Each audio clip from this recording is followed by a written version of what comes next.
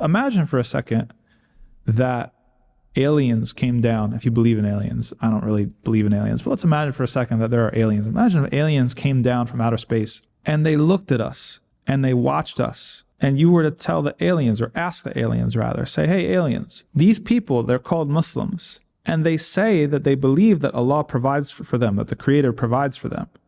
Do they act like they believe that? And a lot of times the aliens, I believe, would say, no, these people don't act like it. They might teach it in their Sunday schools. They might say it on Fridays on the minbar. But when I watch the decisions they make, and when I watch the priorities they have, and I watch how afraid they are to do the right thing just because it might come at a personal cost, it doesn't really look like they actually believe that. Your provision is already determined. Theological truths have a very important effect on how you live your life. But you have to do the work to make sure that you're constituted, that you steeped in those theological truths, so that when the time comes that you live accordingly and do what Allah wants you to do. Whether it's speaking out or standing up to something that's unjust, the majority of people, they're too worried about their paycheck. They're too worried about, what am I going to explain to my next job, or I'm going to be blackballed, I'm going to be pushed out of the industry, whatever it is. That's not appropriate for a Muslim to think that way. We've been told in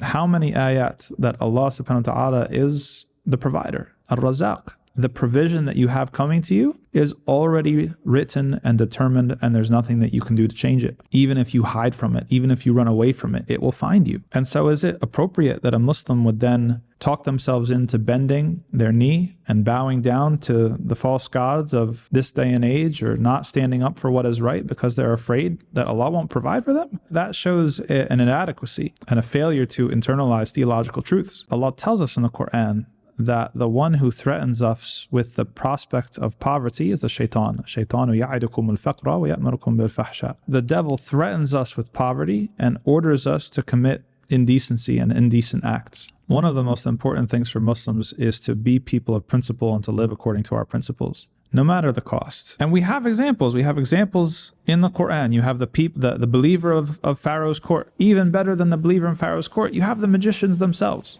They have everything to lose. They get involved in the showdown with Musa alayhi salam. They are compelled by Allah's truth, and they accept Islam, and Fir'aun immediately threatens to kill them in a very, very brutal way. What do they say?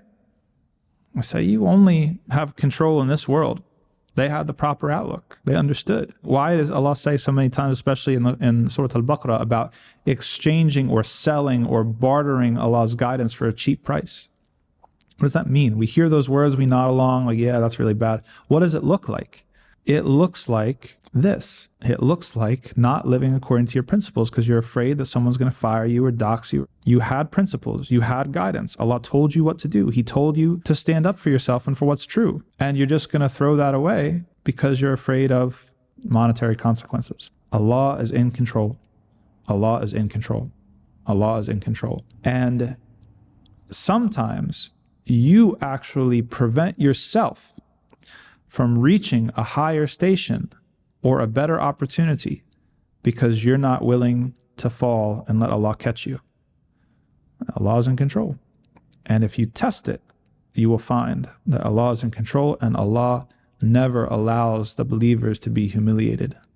Allah will always come to assist the people of truth.